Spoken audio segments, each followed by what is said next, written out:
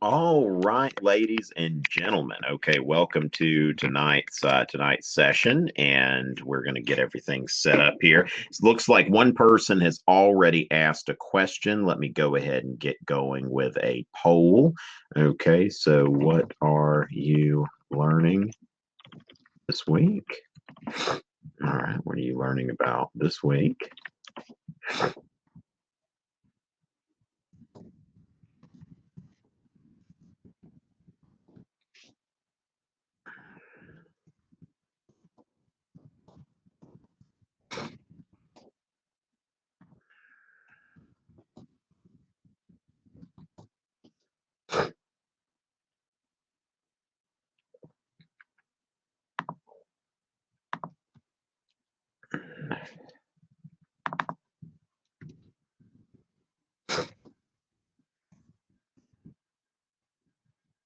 All right, let's see. Can everybody see me? Can you see me? Let me know if you can see me, hear me, all that. Okay, so let's see. Let me make this kind of chronological instead of putting names on it and stuff. Let's see, 1800 to 1816, and let's say 18.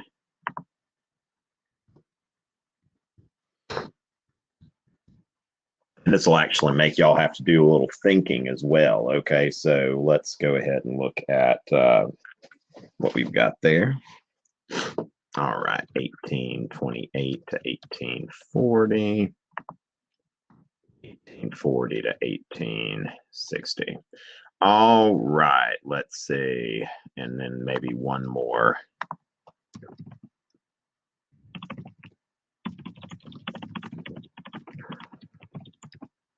Okay, let me go ahead and get that on there. All right, go ahead and get your questions in, ladies and gentlemen. All right, Zoe and Luke are back. All right, good deal. We're seeing some regulars here. All right, so we've got a poll here, ladies and gentlemen, and I will be right back. In some countries, it is not polite to blow your nose in public. So let me see if I can act.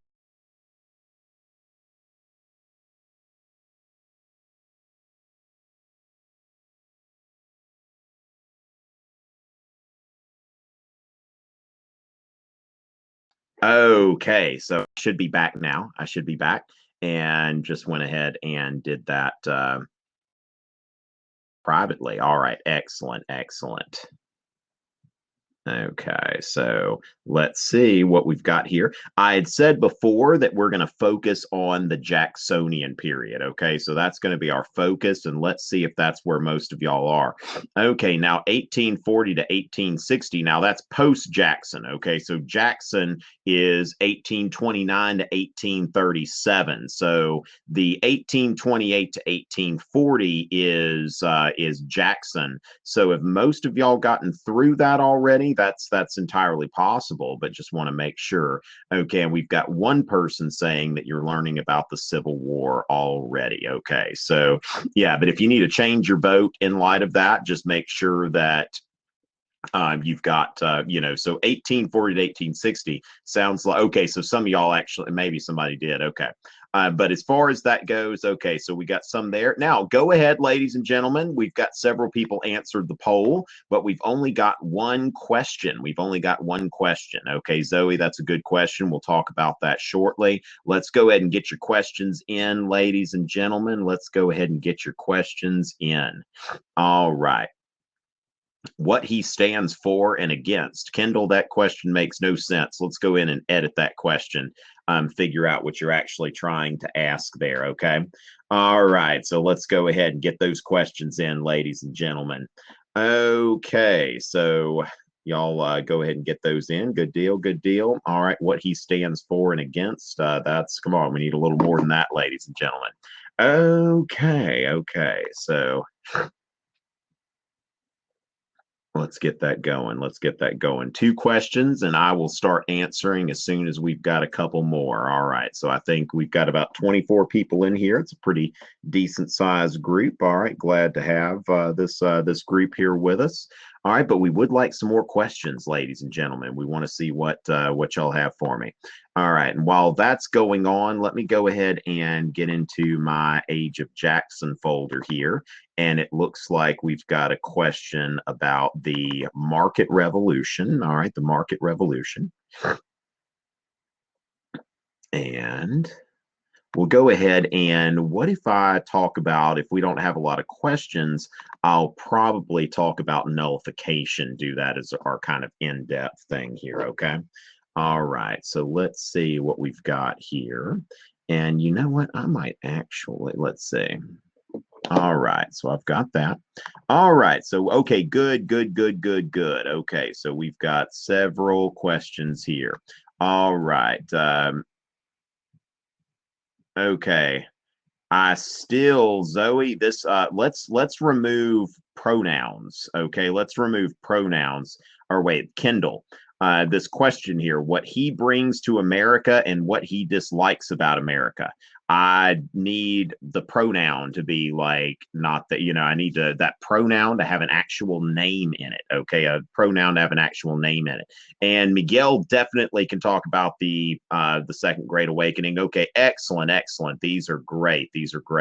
All right, so ladies and gentlemen, let's go ahead and get started here. Okay, so Zoe, all right, so talk about the market revolution. Okay, so let's go ahead and get started with that. Is everything good here, ladies and gentlemen? I'm doing a different kind of connection. It should be a little bit more reliable. I'm actually hardwired into my internet, but I'm hoping that everything's good there. So just let me know how the quality is and all of that. So the market revolution, ladies and gentlemen, what we need to understand is that there was a time, like when you look back at our original economy, okay, that you're dealing with farmers. America was founded as a nation of farmers. Now, this is part of the reason why Thomas Jefferson was so, was so big into farming and agriculture, because that was the traditional economy of the United States, and it seemed to make sense at the time. Certainly, there's a lot of fertile land here, and when Jefferson purchased Louisiana, he's looking for, even more farmers. And so, as far as that goes, this is the original economy. Now, the market revolution is really seeing how our economy is becoming more technologically advanced, more commercial, and more, just market driven. Okay, so let's go ahead and just remove about some things about the market revolution. So as far as that goes, let's see here. Let's see. Okay. And so as far as that goes, we want to take a look at the new technologies and the rise of market capitalism. I think we looked at a little bit of this stuff last time, but I don't mind going over it again. Now, remember, this isn't that fancy, so just bear with me. But basically, you're looking at these new technologies, okay? So steamboats become the primary mode of mass freight transportation. Now, before this, if you wanted to get crops to market, let's say that you are a farmer in Kentucky, Ohio, Indiana, all of that kind of stuff, you are getting your crops to New Orleans. So you get on to the Mississippi River, you get on a barge that your stuff gets onto this barge, you float down river and you bring it over there. Now, of course, with steamboats, now traffic can go either way. The steamboat is really the first time where you've got, ships that can easily go either way on the Mississippi River. Okay. So as far as that is concerned, then what you're looking at now is that we've got a new and more efficient mode of mass freight transportation, the steamboat. Now, railroads, let's be very, very careful. Let's not put railroads into here until about the 1850s, okay? So once we get to the 1850s, then we're going to be fine there, okay? But until then, it's steamboats, turnpikes, and canals, okay? Turnpikes being toll roads. Now, in some parts of the country, they still refer to toll roads as turnpikes. Like if you live in New Jersey or something like that, then you're familiar with this language. Other parts of the country, you may not be. But when we talk about turnpikes, we're talking about toll roads, okay?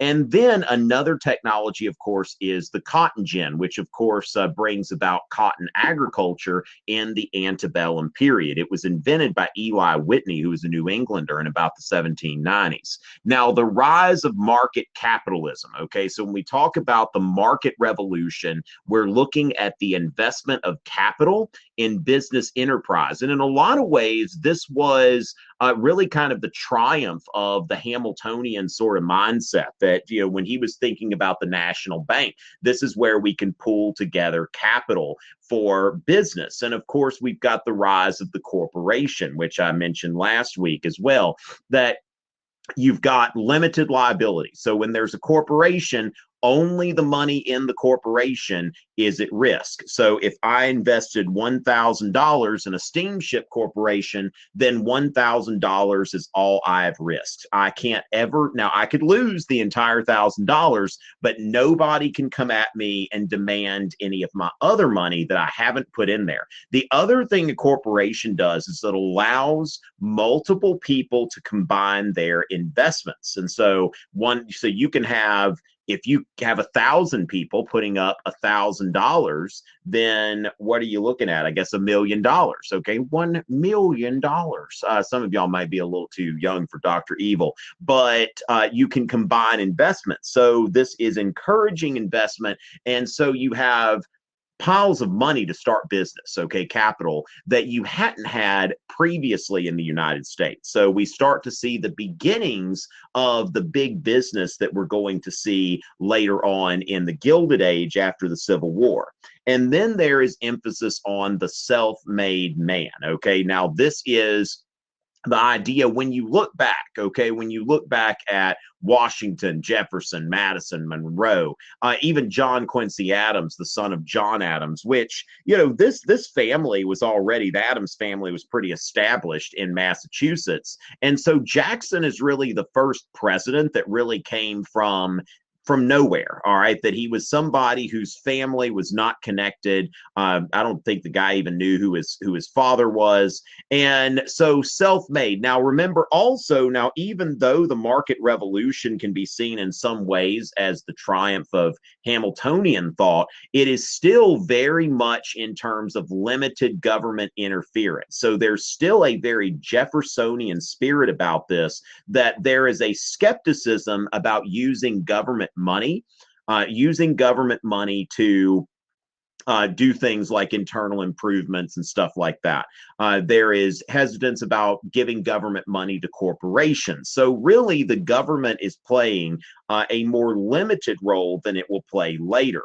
Okay, so as far as that goes, now remember Henry Clay's American system. Henry Clay, one of the leaders of the Whig Party, and multiple times a presidential candidate, never won. A national bank, internal improvements, and the protective tariff. Okay, national bank, internal improvements, and protective tariff. Now, internal improvements, we mean specifically government-funded roads, bridges, canals, railroads, and stuff like that. And of course, a protective tariff in order to help to promote American industry and protect it from foreign competition.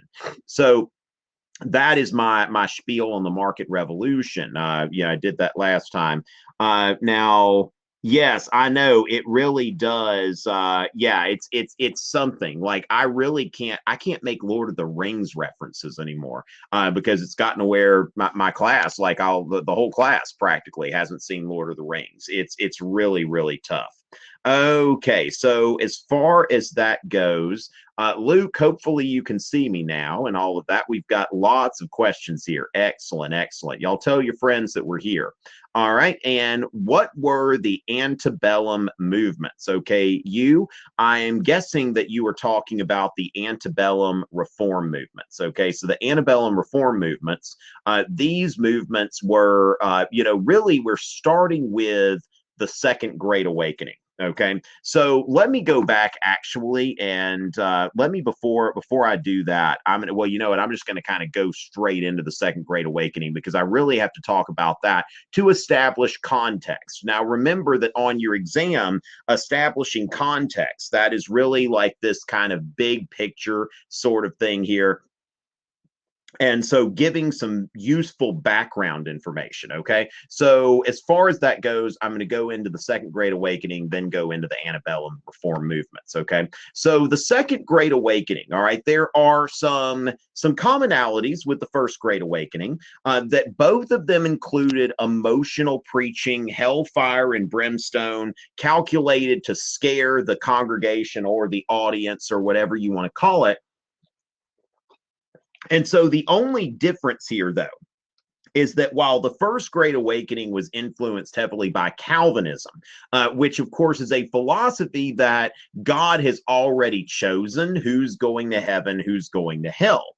And so Calvinists, like, when you think about sinners in the hands of an angry God, it's like, okay, your salvation is pretty much entirely in God's hands. You are hanging by a thread, and all you can really do is to just you just be scared and just have a healthy fear of God. Now, the Second Great Awakening is influenced by a viewpoint called Armenianism. Okay, now Armenianism or really, I mean, you don't necessarily have to know that term for the APUSH exam. Okay, but it's something that contrasts with Calvinism. That Armenianism is the idea that, like in religious circles, the idea that people get to have some kind of choice over whether they go to heaven or whether they go to hell. And so as far as that goes, it's more heavily influenced by this thought, which is very American, that it's really democratized in a sense, that really I have some say. And if I'm going to if I'm actually a Christian, if I've actually converted, then I'm going to live a good life. And that is my choice. And so this is the whole idea. Like, you think about, like, Kanye said slavery is a choice. He took a lot of flack for that, right? But at the same time, the Second Great Awakening, it's like going to hell is a choice. Being evil is a choice. Owning slaves is a choice. Drinking alcohol is a choice. Putting someone in an asylum that is filthy and dirty and they're treated like an animal is a choice. And so we can make a choice to make the world better, essentially. So the Second Great Awakening is really, it provides the context for everything that comes after in the antebellum reform movements. Okay, so it comes after that, and it's driven by this, because the thing is that now it's like owning slaves is a choice. It's not like somebody's just kind of a victim. Like, this is where, and it kind of gets into one of the other questions that I can see here that Kate is asking, that when we think about, like, slavery in terms of, for example, in 1820, when Thomas Jefferson heard about the Missouri Compromise, he was very, very, very apprehensive. Okay, he was not, he wasn't feeling very good about it, because what Jefferson said is that the South, when it comes to slavery, the South has the wolf by the ear. Okay, meaning that, if you got a wolf by the ear, it's like it's going to stay where you want it. But at the same time, exactly, Raphael, he heard the death knell of the Union, because the way he saw it, he had slavery by the ear. And if you let go of that wolf's ear, that wolf is going to tear you to pieces. And so Jefferson really, it's like, here's the guy that wrote the Declaration of Independence, a big freedom guy, but he felt like he didn't really have much of a choice. Now, of course, you go to his house and you see where his, couple dozen servants that were just there in the house. He lived a very, very nice life. Probably could have let a few people go and been fine, right? But at the same time, he saw that there's really not much that can be done about slavery. It's just what is. And that's really the point of view of that founding generation, and to a certain extent that 1812 generation. And then you've got the Second Great Awakening, and people start thinking, like, you know what? This is actually an evil that we could do something about. And it doesn't have to be pragmatic, because remember, the Second Great Awakening, it's about getting yourself right with God. And so what's the use of having a good economy if you're going to go to hell because your economy is evil. This is how abolitionists think. They're really almost like the first social justice warriors, if you want to think about it that way. That the abolitionists, they're saying, look, we want to get rid of slavery everywhere. We want to get rid of it now. Instead of, hey, we can't really do anything about slavery, and let's just kind of do what we can about it. American Colonization Society, we'll send a few back every year and pat ourselves on the back. So for one, abolitionism. Now remember, abolitionism, William Lloyd Garrison, the liberator. Okay. Frederick Douglass is another notable abolitionist who wrote a slave narrative, the narrative of the life of Frederick Douglass, an American slave. And so as far as that goes, that's abolitionism. Now, temperance is the next one. I've got a video on temperance on my YouTube channel. I'm kind of fond of it, so check that out. But temperance is the anti-alcohol movement. Now, that affects us today because when you turn 18, you're not going to be like somebody in practically any other Western country where you can buy alcohol, but you are going to have to wait until you're 21, just like in, I think, a handful of predominantly Muslim countries in Asia. Last time I checked, it's the United States and a handful of predominantly Muslim countries in Asia. And you ask yourself, why is this the case? Why is that happening? And so as far as that goes, it really goes back to the temperance movement, this idea that, of course, yes, exactly. Now, this idea that religion, and like the Christian religion, being a good Christian, okay, being a good evangelical Protestant Christian goes hand in hand with not consuming alcohol. Now, of course, today you probably know people who consume alcohol in moderation, people who are legal adults and consume alcohol in moderation. But then again, I think that now the average American drinks about 2 gallons of pure alcohol per year, which means that, yeah, it's just the average American doesn't really drink a whole lot. Now, just pure alcohol, okay, if you were just to break down everything, like think about like a beer is like 5% of that is alcohol. So if you were to put all of the alcohol the average American consumes, think some don't consume any, but about 2 gallons, I believe. Now, at that time, the average American consumed about 7 gallons of pure alcohol. This was when a lot of the water wasn't all that great, and the alcohol was really like, that kind of maybe kept you from getting sick. I don't know, but they drank a lot more alcohol than you see people drinking now. And these people didn't really, these people on the frontier especially didn't have a whole lot to do. And of course, some people don't respond very well to alcohol, and they do things that they wouldn't do if they were sober. And a lot of women who had also been involved in the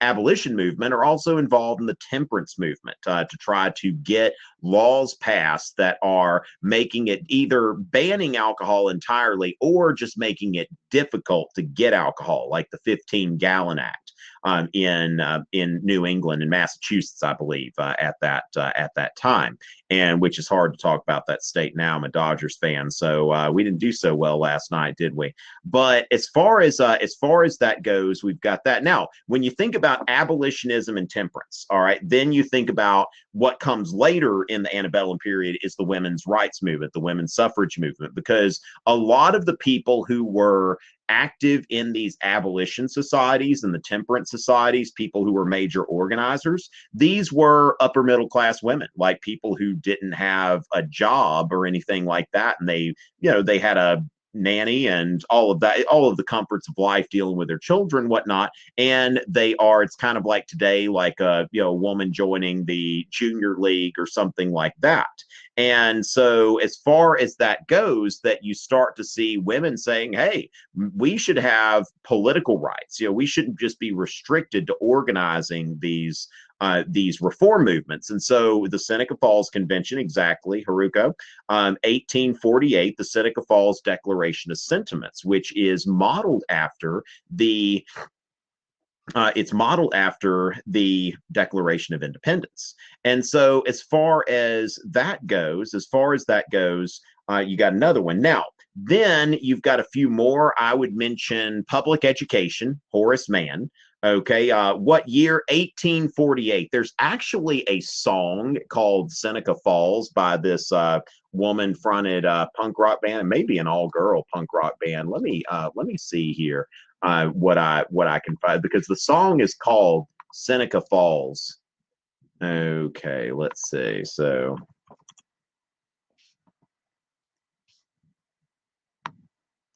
let's see.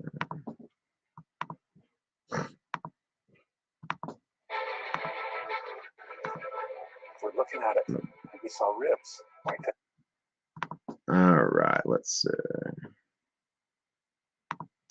Okay, oh, my mouse is doing some weird things. Okay. Okay, so let me go ahead and we're gonna copy that. No, just copy it. Copy it. Okay, just stop it. Okay, people. My goodness. All right. So let's go back here and yeah, exactly. What? Okay. I don't know if he already knew it, or did he just did he already know it, or did he just find it on YouTube faster than I did? But yes, the this band called the Distillers, and the reason I always remember this is the song starts. The year was 1848. Da da da da da. New York State, and so remember 1848 rhymes with New York State. And so if you remember that, then you can remember the year of the Seneca Falls Convention. Now, also, one thing to note is that one of your APUSH periods, now I don't like numbered periods, so I don't think about them that way, but one of your numbered periods ends or begins in 1848. So 1848 is really kind of that time, and it's also the time of the end of the Mexican-American War.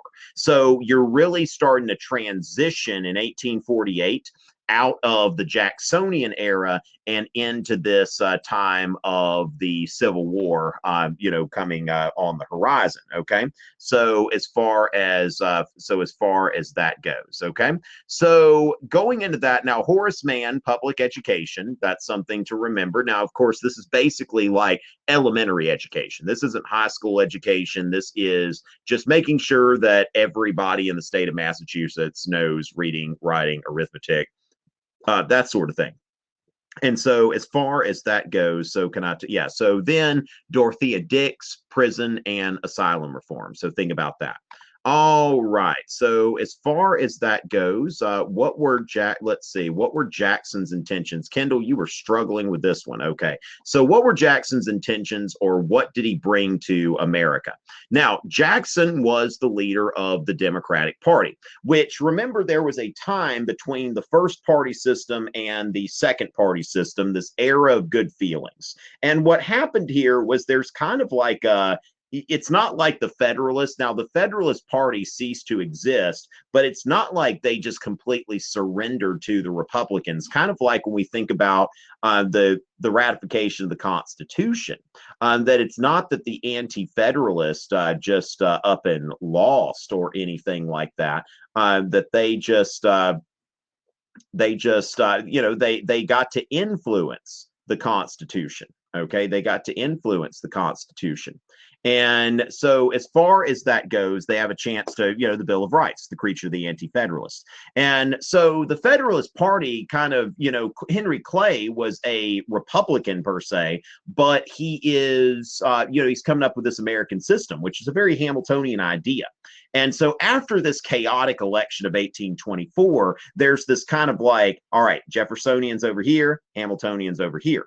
And you start to see that the Jacksonian Party is very much in the Jeffersonian camp. Okay, so the Jacksonian part, the Democrats. Okay, so Jackson, the Democrats, they favored states' rights. Okay, they favored no national bank. They believed in a laissez-faire economy, a strict construction of the Constitution. And so with Jackson now, of course, they are full-fledged democracy. Like Jefferson had maybe a little bit of a troubled kind of relationship with democracy. Like Jefferson was a guy who believed in freedom. He was a classical liberal, but he wasn't so sure, when you look at some of his writings, wasn't so sure that the common people were quite ready to have like a share in government, whereas Jackson believed that the more democratic we can make things, the better, that the little guy has a role in the government. Now, of course, Jackson takes a lot of flack for things like Indian removal, and that really the things that he did only benefited white guys. But at the same time, if you didn't have universal white male suffrage. Okay, so before Jackson comes along, and it's not like Jackson just unilaterally did this, but before the Jacksonian era, you've got, basically some white males can vote, some can't, based on their standing, their property ownership, and all of that. And once all of the white males can vote, then people start thinking, well, what about us? So white females at Seneca Falls are thinking, why can't I vote? And then, of course, in the Reconstruction Amendments, you see where you can't tell any man that they can't vote because of race, color, previous condition of servitude. So although Jackson, I mean, you people tend to hold some historical figures like to impossible standards that go way beyond whatever was possible in their time. But, the United States became more democratic under Jackson, more egalitarian. There was more room for the little guy at the table during this time. So I think that Jackson was somebody who created a great deal of progress in terms of equality. Although if we look at it with our standards of today, then we may not be very impressed.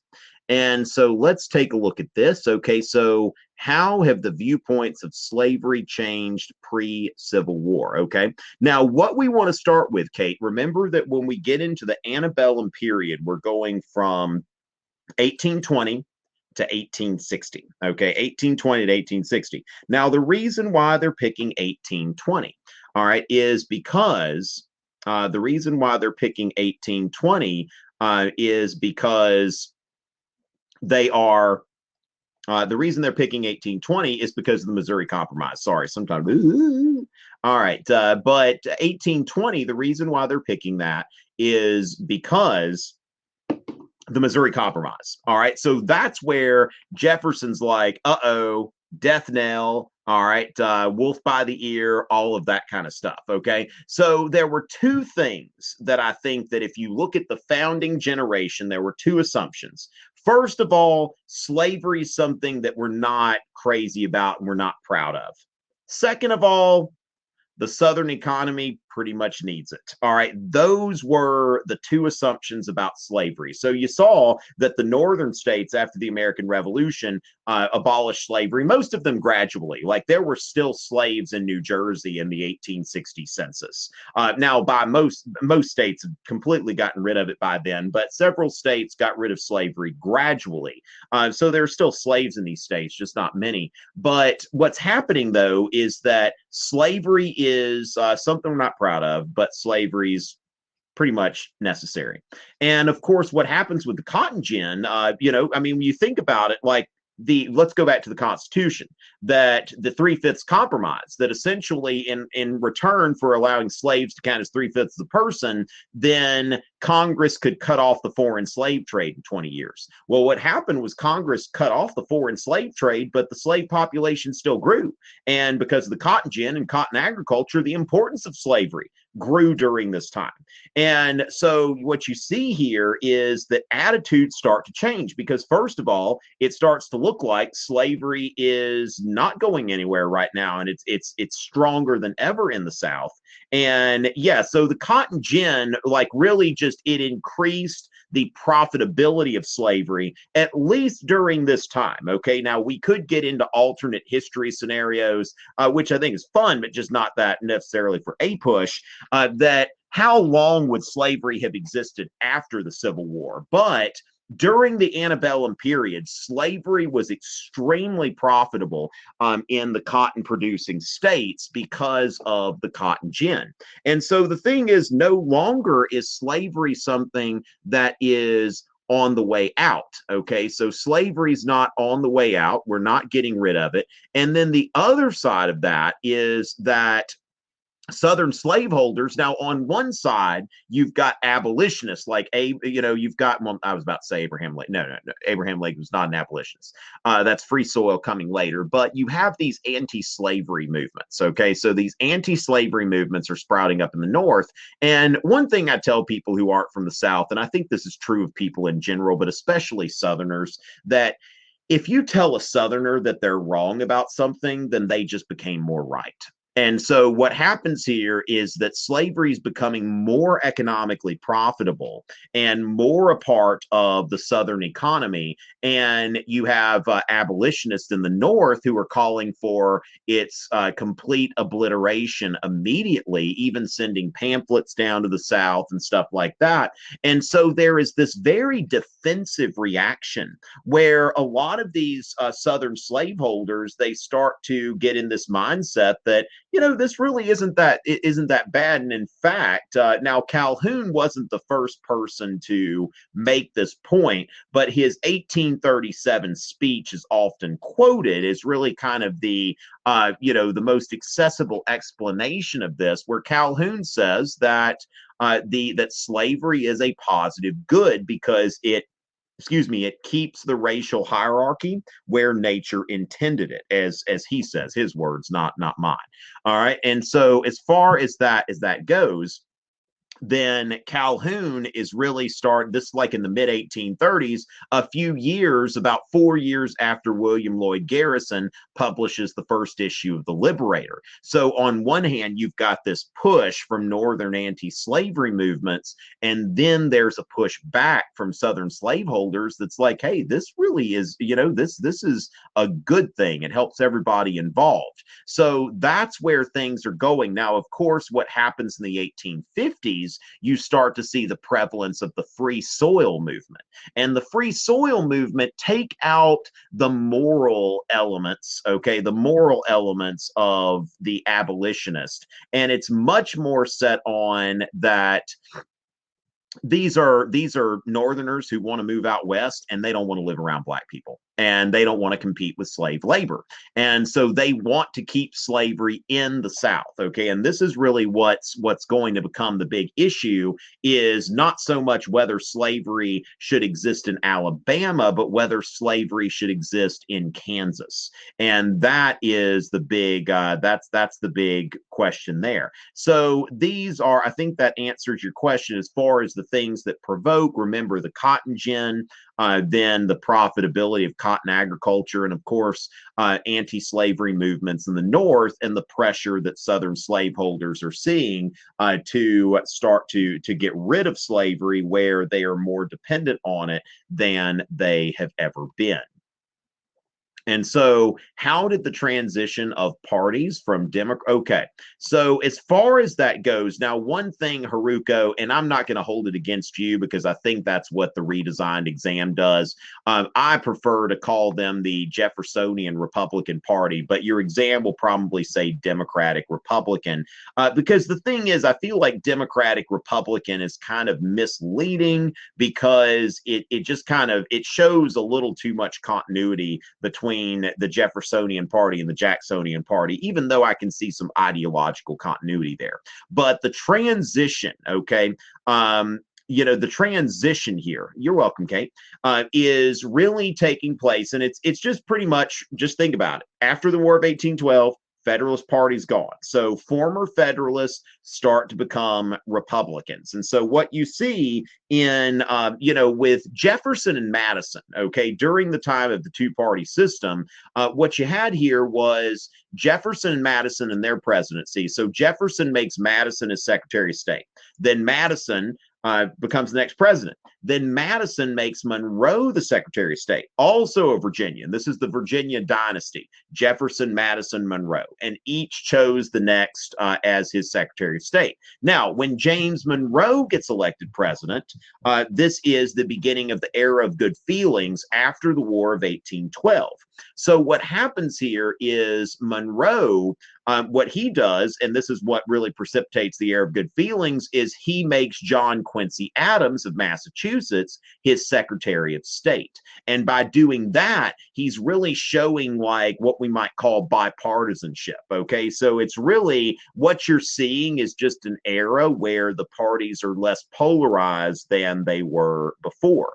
But then that doesn't hold, because in 1824 you had the really chaotic election of 1824 where Jackson got the most electoral votes, but he didn't get a majority. And so since Jackson didn't get a majority of the electoral votes, then that was, then he had to go to the House. And then Henry Clay and John Quincy Adams were making deals, or at least so we think. I mean, come on, we're not stupid. The corrupt bargain, exactly. And so the corrupt bargain was something that really kind of galvanized everyone again. Now, what had happened was that in 1824, both Adams and Jackson had selected John C. Calhoun as their running mate. They both thought that they would have an advantage by having John C. Calhoun on their ticket. And so what you have with Calhoun and Adams is Calhoun was Adams' vice president, but then he goes to the Jacksonian faction. And so from then on, what you're going to see is really kind of like, okay, Jeffersonians over here, Hamiltonians over here, and we're going to have a second two-party system. And so you start to see that form with the election of 1828, where Jackson and Calhoun are running against, John Quincy Adams, and whoever his running mate was in 1828, doesn't matter. He lost, right? So there you go. And Lily, that's such a great question. Such a great question. Was it really an era of good feelings? And that's really one of those things that's more for interpretation than anything else. Somebody could make an argument either way. That's probably why you've had that as a, as a prompt or something like that. All right. Katie, the significance of the Romantic era. Okay. Now, the thing is, this is something I'm going to consult the course description here, because this is something that's definitely a big deal for AP Euro, but not quite. Let's see. So let's see. Okay. All right, so there is something like a little bit there.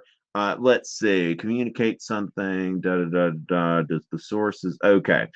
So there's a little almost like a footnote or something like that. It's not something that figures heavily in here. I remember before the exam was redesigned, I remember seeing a question about the Hudson River School, but I wouldn't put a lot of stock into Romanticism for the, I wouldn't say here, let's see, liberal social ideas from abroad and romantic beliefs in human perfectibility influenced art, philosophy, and literature.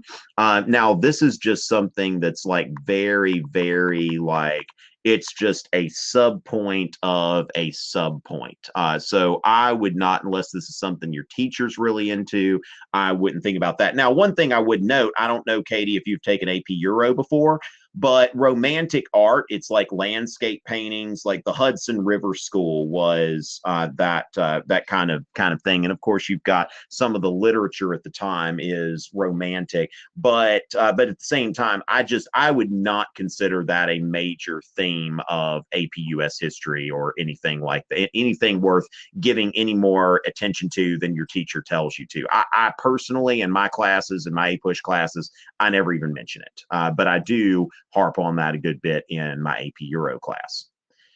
All right, so the bank war. Okay, the bank war. Okay, we're going to start answering that. All right, so when it comes down to it, Andrew Jackson. Okay, so Jackson was a strict constructionist when it came to the reading of the Constitution. All right, so Jackson was a strict constructionist, much like Jefferson, and Jackson wasn't a big fan of the national bank, and Basically, there's the other thing here is that he had a rivalry with the president of the Second Bank of the United States. So not only did Jackson not like the bank, now Jackson believed that the bank was something that made rich people richer. All right. And this is the sort of thing, like, although Jackson was a laissez faire guy, he was in some ways the Bernie of his time. Okay. Like, he was really in some ways the Bernie Sanders of his time,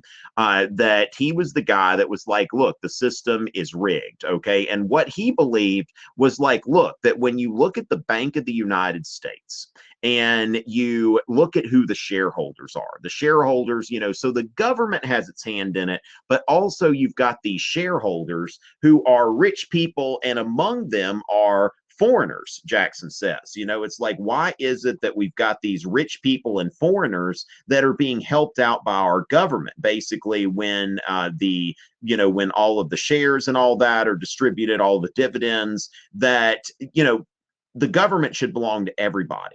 And so for Jackson, he believed that the government should work for all of the people.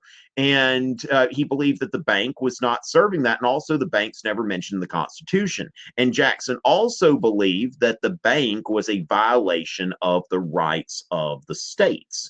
And so he believed that the federal government did not have the authority to bank, that really that is the job of the state governments. And so with all of that, Jackson, and then he's going against Henry Clay. Now, Henry Clay thought that there would be some political opportunity in making the bank an issue. Okay, so making the bank an issue, he thought there'd be an opportunity. Now, Jackson ended up being on the right side of that. Now, the thing is, a lot of times when somebody makes a campaign about one issue, then that can be a little bit risky, okay? Because what if the public's not with you on that issue? And evidently, like, the public really didn't have a strong opinion for the national bank. Henry Clay decided when he ran against Jackson in 1832 that he wanted to make the election a referendum on the bank. Okay, so that's what he was going for. He wanted a referendum on the bank. Exactly. Nicholas Biddle. And so the thing is that the charter wasn't supposed to expire until 1836. And so Henry Clay's like, 1832, let's push it in and let's make this an election issue. And so Jackson vetoed the bank bill. And as I mentioned, it's not in the Constitution. It makes rich people richer, that it's a violation of the rights of the states. Now, Jackson claimed, and who knows if he was sincere about this or not, he said that there may be some national bank bills that he might have gone along with, but not this particular one. Now, of course, sometimes when you're reading a veto message, people will say that. It's kind of like George W. Bush always said that if an assault weapons ban came across his desk, he would sign it. Now, he knew that bill was never coming onto his desk. And so there are times when that happens. But Jackson, wins this bank war because he didn't recharter the bank, and he won the election of 1832, which Henry Clay decided to try to make a referendum on the bank. But remember, a lot of times, especially in democratic countries, people vote for the candidate, for the person, not so much for a particular issue. And so, as far as that goes, Zoe, I think I've already answered your question here. So I'm going to go ahead and delete that because I have answered that, which some other people have asked. Andre, to what extent was the decade of crisis a valid title for the 1850s? Andre, you trying to get me to do your homework for you? Let me invite Andre on screen. Nobody ever takes me up on my offer. Okay. And yes, Lily, to your question, Jackson did do some things. The spoil system, this was definitely something that was unprecedented when Jackson basically went through and just fired everybody. He did some things that other people had not previously done. Okay, so let's see. Is Andre going to join me or not? I don't know. But this sounds like somebody just got a writing prompt or something like that. I mean, that's really all of these things are subjective, okay? Because you could say that there's a decade of crisis. I mean, certainly the evidence, mounts up because when you see the polarization, now that's of course something, it's an AP government term, but it's when the two parties are at each other's throats. And of course, the slavery issue, and specifically the issue of the expansion of slavery. And also, another thing we want to note is in the 1850s, you see the collapse of the second two-party system. So the Whig Party, after the 1852 election, collapses as a national entity, and largely because of disagreements between Northern and Southern Whigs over slavery. And so, as far as that goes, the Whig Party, Whig Party ceases to exist. And so you've got some instability from that. You've got a lot of immigrants coming in. And of course, there's a nativist backlash there. The anti-Masonic Party. Now, that was during the Jacksonian era, I believe, if I'm not mistaken. I think that may have been the 1832 election. I think that's before this time, Haruko. But from there, you've got the Kansas-Nebraska Act, which was passed along party lines. Franklin Pierce, a very good-looking man, wasn't able to run for re-election. Where is Handsome Frank? I don't know. I used to have a bobblehead. I've got it somewhere. I just don't know where it is. I've got a Franklin Pierce bobblehead that the New Hampshire Historical Society thought would be a great idea to make. And so, as far as that goes, I think it was a decade of crisis. Of course, then again, you've got, the free soil movement that's picking up steam. And then, of course, the very chaotic election of 1860. So, yeah, I mean, this is just one of those questions. It sounds like you're trying to get me to do your homework for you, but I would lean toward yes. All right. Okay. Now, the Haruko, the kitchen cabinet. Okay, so the kitchen cabinet, that's kind of a just a thing like Jackson relied on informal advisors. Now, and it's not just Jackson. If you think about President Trump relies a lot on informal advisors. His daughter and his son-in-law work very closely with him in his administration. I would say that Ivanka Trump and Jared Kushner are members of President Trump's kitchen cabinet. These are people who are not members of the formal cabinet. Now, some presidents lean very heavily on their formal cabinet, which, that they got to pick them. But then again, remember, there's a caveat there, that the caveat here is they get to pick them, but they have to go through the Senate for confirmation. And so a kitchen cabinet, this is a group of informal advisors who then are going to give you advice, which every president that's in recent memory has political advisors. They've got their White House staff. Okay, so basically, there's no difference in the makeup of the cabinet. It's just that Jackson didn't rely very much on his cabinet. Of course, there was that petticoat affair, the petty Eaton affair, where you've got this situation where Jackson pretty much like fires or asks for the resignation of his entire cabinet over this situation with this woman who he felt sorry for, that the other women in the cabinet wouldn't hang out with because she'd been like an actress and married twice or something like that. And so with that, that's really the kitchen cabinet, is just this idea that Jackson was relying heavily on informal advisors and did not have a very good relationship with his actual cabinet. I tell you what, y'all are loving Jackson's cabinet. Now, did Jackson hire only his favorites? Typically, people do. Yeah, I mean, people choose their presidents choose their cabinet. But remember that, yeah, the whole kitchen cabinet thing is that Jackson relied on these informal advisors a lot more than on his actual advisors that he was supposed to have on his cabinet. And that's a president's choice, whether how much to rely on these people, how much independence to give them, and all that kind of stuff. It really depends. Like Haruko, we're probably not going to see, let's see. So when I look at Panic, okay, now the thing is that there's really, I wouldn't put too much into that. as far as that goes, like on a particular panic. The Panic of 1837. Now, the thing is that comes after the demise of the Second Bank of the United States. But remember that there was also the Panic of 1819 that came along like right after the Second Bank of the United States was chartered. So any time that there is a shakeup in the financial system, there's going to be some kind of readjustment or panic. Now, this didn't last very long, but then Martin Van Buren in his one term had two panics that happened, and so he didn't get reelected. Because remember, when the economy is bad, it's always the president's fault. Okay, so as far as that goes, Katie, I don't really know how to answer that question. I'm not really sure how to answer that question. So I don't know. That one is. Yeah, I don't know how to answer that one. If you can rephrase, I might take a look at it, but I'm not sure how to answer that one. All right. What events influence the Second Great Awakening? Okay, so as far as influencing the Second Great Awakening, it's really, I think on the exam, it's going to be more how did the Second Great Awakening influence the antebellum reform movements. Okay, I wouldn't get so much into what events influenced it, because that's a question I don't think I can even answer at the top of my head. But I've never seen anything about that on an exam asking what were the causal factors there. It's really like the Second Great Awakening is really more kind of like step one on this chain of events leading to the antebellum reform movements. I hope that's helpful.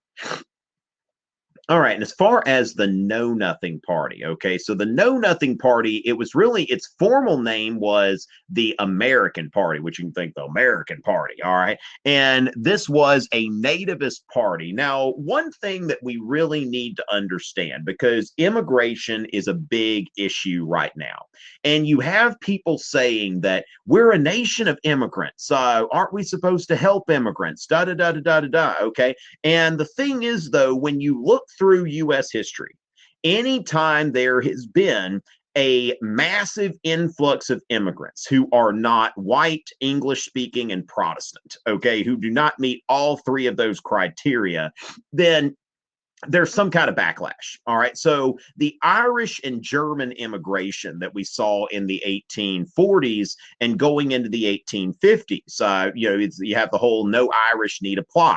The Irish were Catholic. They were the first very large group to come in, and that did not meet those criteria.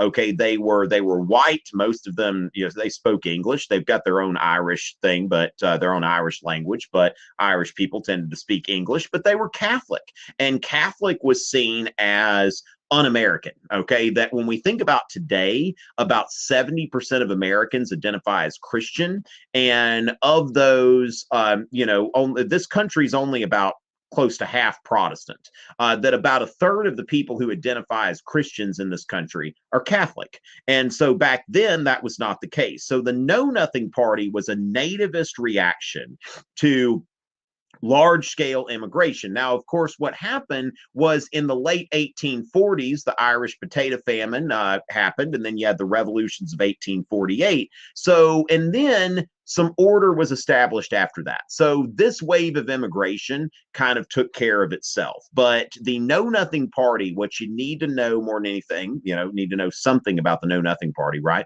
is that it was a nativist response to the wave of Irish immigration. And also you can talk about German. Now, remember that German immigration, like there are a lot of groups that come in like large waves. German immigration is kind of like trickle, just all through like U.S. history. And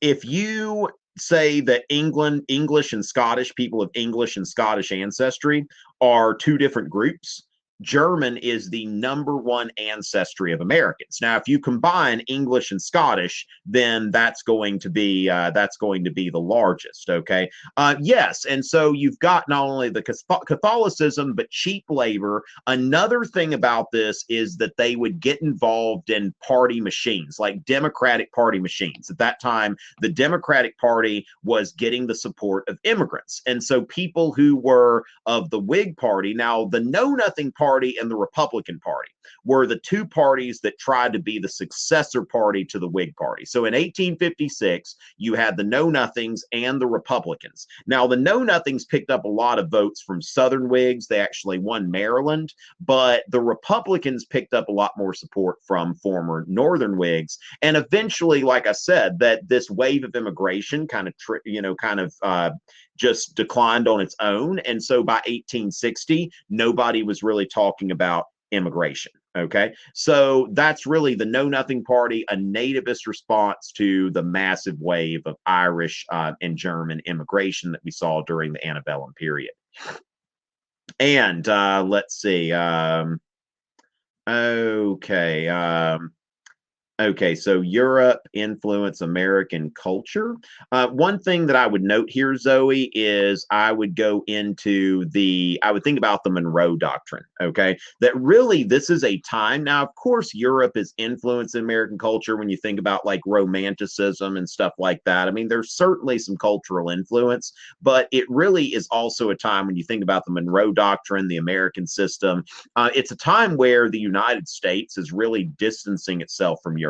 Between the War of 1812 and World War I, the United States doesn't get involved in any European wars. And so I would say that the influence of Europe in the United States at that time was probably less than it was before, but a good question.